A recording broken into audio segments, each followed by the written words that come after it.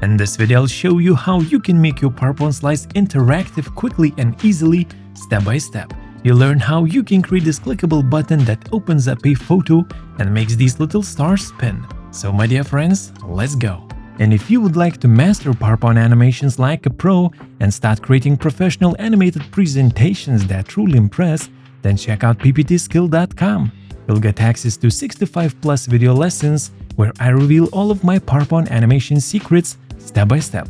Link is in the video description, and now let's jump into the tutorial.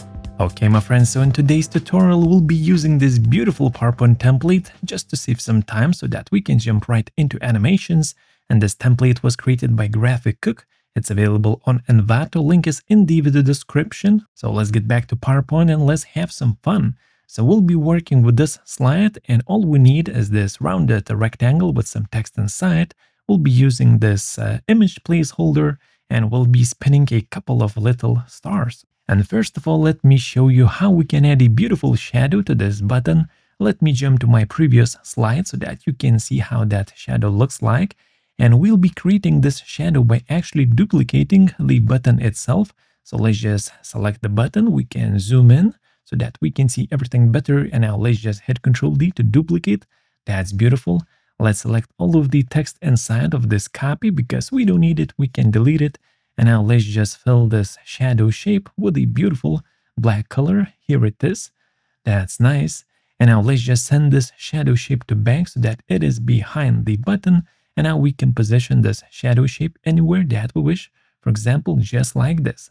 That's easy peasy lemon squeezy, my friends. And next, let me show you how we can create that delicious button click or button press animation. So let's make sure that the button is selected. Let's go to add animation and let's go to motion path animations. Let's choose line. And here we have a motion path line animation. And with the red bubble, we can adjust the ending position of the animation. So let's make sure that this button goes precisely on top of the shadow shape, just like that. And as you can see, when the motion path is really short, PowerPoint might stick the green dot and the red dot together. So you might have to repeat this step, but here we go. We have a beautiful little motion path animation. And now in the animation pane, as you can see, we definitely have a motion path animation. That's beautiful. Let's make sure it starts with previous for now. And for the duration, I'm going with a 0.2 seconds. That's really fast and beautiful. And now let's double click the motion path animation to open up additional settings. Let's keep the smooth start and smooth end, and let's make sure we enable auto reverse because we want this button, to press down and go back up again. And next, my friends, let me show you how we can make this button actually clickable, because currently this motion path animation will just play automatically once the slide loads, and we'd like this button press animation to play only when we press on the button.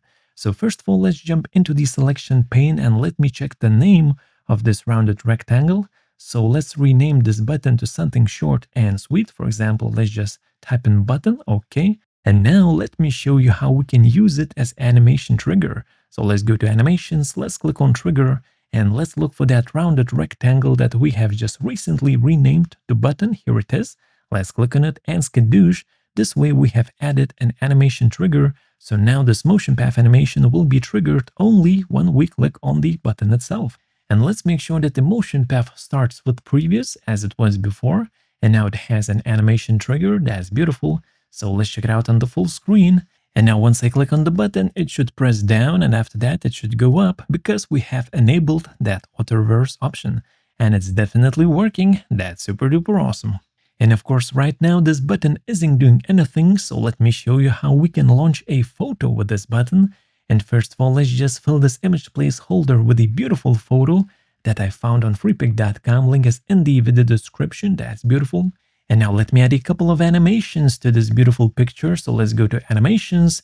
And the first animation I would like to add is called basic zoom animation, which is available over here. Just click on more entrance animations. And here it is, basic zoom. Let's click OK. That's nice. And now let's open up the animation pane. And first of all, we can make sure that this animation starts with previous. And for the animation duration, I'm using 0.6 seconds. And now let's just drag it inside of the trigger animation group. So both of these animations will be triggered with the same trigger. So let's test it out. Let's click on the button and skadoosh. We get the button press animation and the basic zoom animation. However, this picture currently pops out from the center of the slide.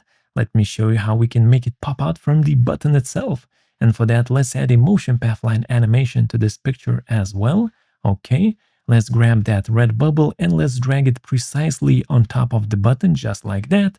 And let's just make sure that we reverse the path direction, because we want the animation to start where the button is and then land where the picture currently is. Okay, that's nice. And now for the motion path animation, let's make sure it starts with previous. For the duration, I'm going with 1 second. Okay, let's drag it in the trigger animation group. And next, let me double click on the motion path to open up additional settings, and let's move that smooth end slider to the max so that we have a nice smooth motion path landing for our picture. That's beautiful. Let's check it out on the full screen. And as you can see now, the photo pops out from the button itself. That's nice. And we have a nice soft landing because we have applied a maximum smooth end to that motion path that the picture is using. That's super duper awesome. And by the way, we can send this picture to back behind the rest of the shapes on the slide. And this way we should get even more realistic look. It should look like as if this picture is just popping out of that delicious looking button. That's nice. Okay, my friends, and now let's make those little stars spin just for fun. So once we click on the button, the picture should pop out and those little stars should spin as well. So let me just hold down the Shift key and select all of those 3 little star shapes. Let's go to animations and let's add a spin animation to all of these guys. Okay, let's make sure that they start with previous, and for the animation duration, I'm using 1 second. Okay, let's jump into animation settings and let's add a bit of smooth start. So since the animation duration is 1 second, so we can devote half a second to smooth start and half a second to smooth end. That's beautiful. And this way we should get a smooth little spin. And of course, let's drag all of those animations in the same trigger animation group, and let's give it a preview on the full screen. So right now, once we click on the button, we should see the photo pop out and those little stars spin 1 single time. Here it is, skadoosh. Congratulations, my friends. Now you know how you can make your PowerPoint slides interactive. Please let me know if you have any questions and I'll be happy to help. And next, check out this video where you will learn one more awesome animation technique that you can use in your next presentation. I'll see you there.